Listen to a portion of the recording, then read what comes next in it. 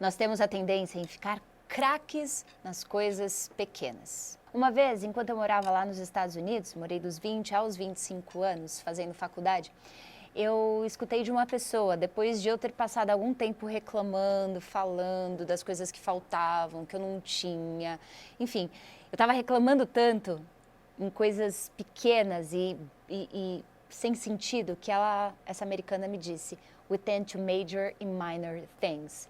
E ali eu entendi o quanto eu estava realmente olhando a vida por uma ótica muito limitada, muito pequena.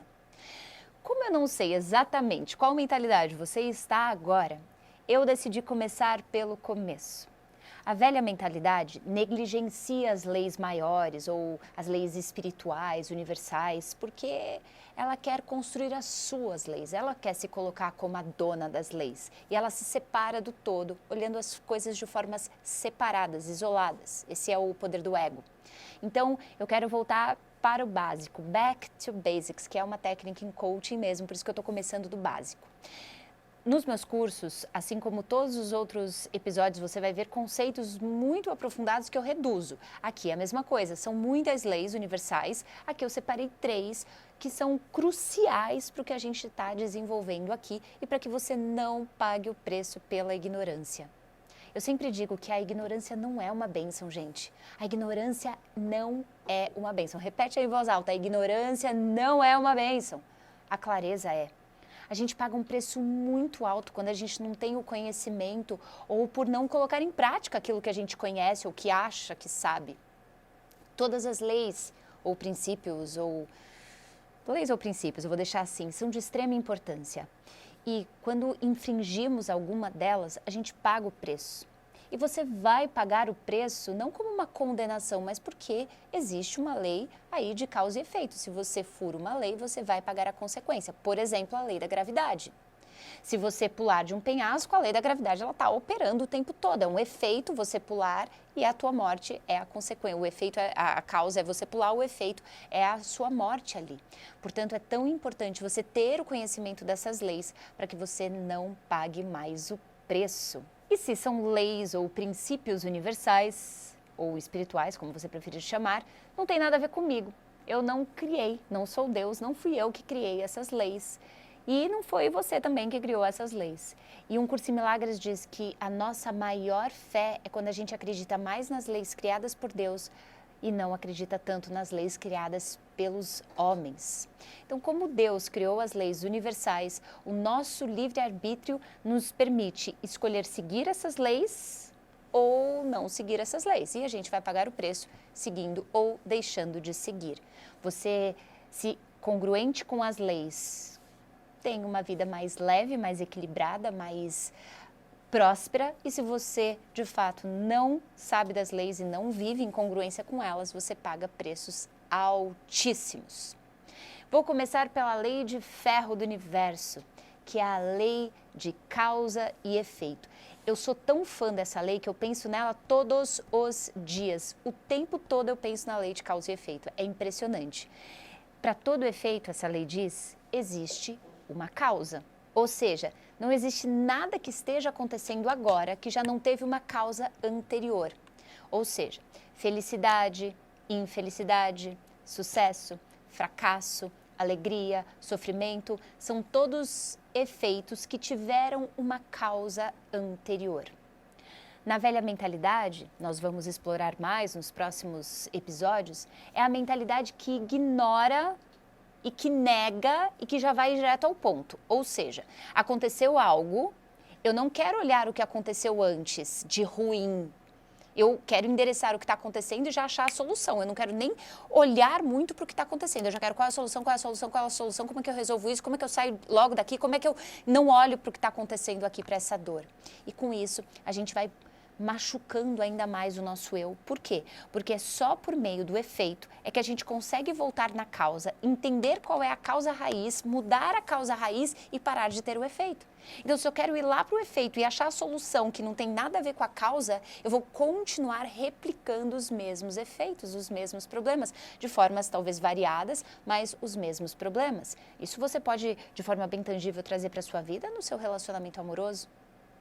Se você não resolve uma questão no relacionamento amoroso número 1, você vai levar para o número 2, para o número 3, para o número 4, porque você só vai querer endereçar o efeito, e aí o que você faz? Separa daquela pessoa, por exemplo. Ah, não, vou terminar porque essa pessoa não tem nada certo, aqui o relacionamento não dá certo, ela não entende o que eu falo, ela não me valoriza, ela não me olha, ela não isso, ela não aquilo, quando na verdade existe uma questão de insegurança sua, uma questão muito mais profunda da sua alma, e você acaba não olhando para isso, vai trocando a pessoa e vai pagando o preço de atrair pessoas similares, que é como se Deus colocasse uma lupa. Você não vai olhar a causa não? Então eu vou te mandar de novo e de novo essa situação, até que você olhe para a causa, para a raiz dessa questão e cure lá. E ainda falando sobre essa velha mentalidade, que nós vamos explorar ainda mais nos próximos episódios, você vai conseguir cada vez mais ter clareza da velha versus a nova mentalidade. Como eu falei, a gente tem essa tendência a ignorar o negativo e já querer ir direto para o positivo.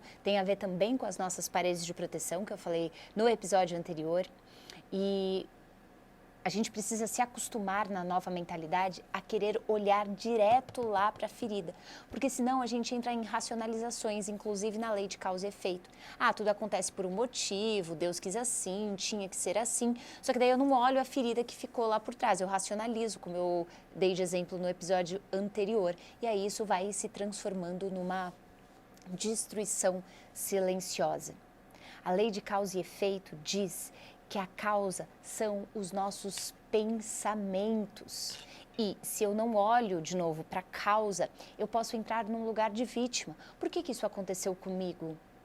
Por que Deus não me tirou dessa situação? De novo, eu olho lá o efeito e tento analisar o efeito. E a velha mentalidade, os profissionais do desenvolvimento pessoal te ajudam a olhar para o efeito, não para a causa. É por isso que tantas pessoas ainda estão doentes mentalmente, com algum tipo de transtorno, que nem diria a OMS. Pesquisas da OMS dizem que 86% dos brasileiros têm algum tipo de transtorno mental, justamente por isso, porque a gente fica olhando lá os efeitos, a gente fica olhando o resultado e não a causa.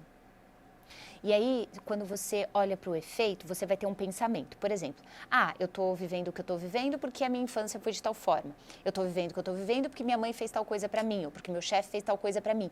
A gente vai racionalizar e buscar achar uma raiz falsa ali. Então, qual é o problema disso? Esse tipo de pensamento gera um sentimento. E o sentimento de, por exemplo, frustração, de raiva, rejeição, qualquer desses pensamentos, desses sentimentos que vêm por causa desses pensamentos, vão gerando comportamentos, e os comportamentos vão gerando resultados. Então, significa o seguinte, que se eu não olhar para a causa e eu só olhar para o efeito, eu vou continuar, como eu falei, repetindo. Por quê? Porque eu vou continuar tendo os mesmos pensamentos a cada coisa que acontecer, eu vou continuar tendo os mesmos sentimentos, eu vou continuar tendo os mesmos comportamentos e os mesmos resultados. Então, lá no fundo, não é o que de fato aconteceu, mas como você olhou, interpretou, pensou, sentiu e fez com aquilo que te aconteceu. Ou seja, para você atingir um resultado, existe uma busca, existe um plantio, algo que você precisa fazer continuamente, com persistência, com consistência. Tem pessoas que chegam para mim querendo resolver alguma coisa na vida delas e elas estão inseguras que elas não vão conseguir. E eu falo, mas quanto tempo você está plantando nessa área que você diz que você não vai conseguir?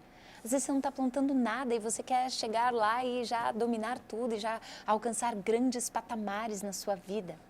Na verdade, você tem que olhar para dentro e se questionar para onde eu quero ir e onde eu quero chegar. O quanto de esforço continuado eu estou colocando para chegar lá? Faz sentido?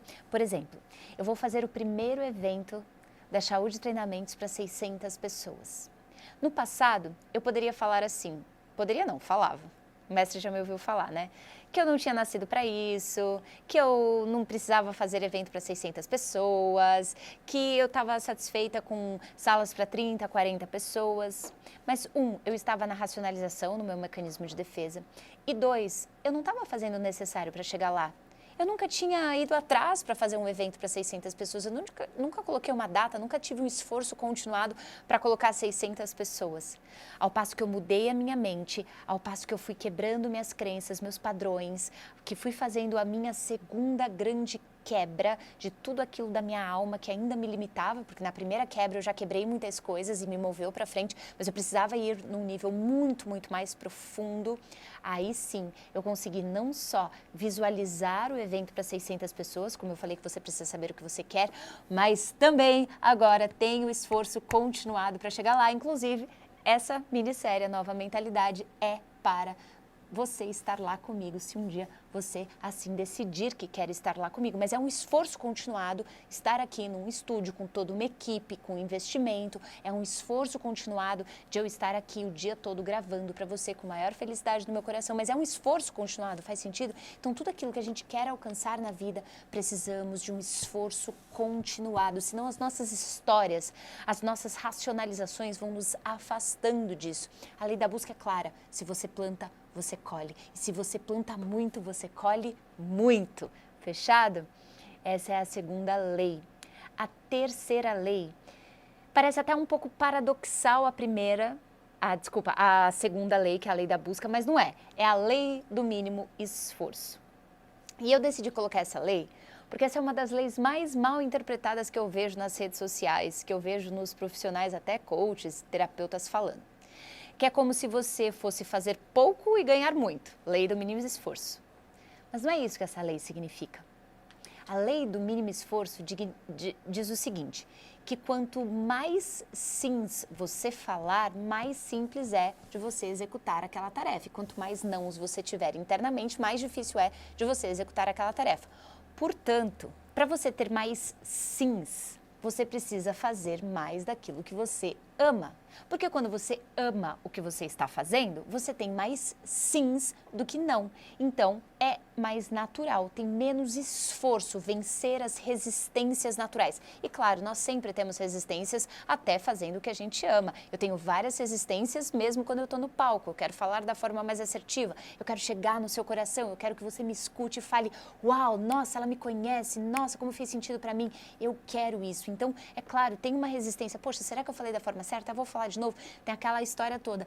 Porém, eu amo o que eu faço, então é sem esforço, eu não sinto de fato que eu estou trabalhando, embora eu esteja, mas eu não sinto isso. Por isso, a lei do mínimo esforço diz, será que você está num caminho de menos resistência ou você está num caminho de muita resistência? Que você está brigando internamente com todos os seus nãos, com todas as proteções e você está se perdendo e se emaranhando ainda mais nisso?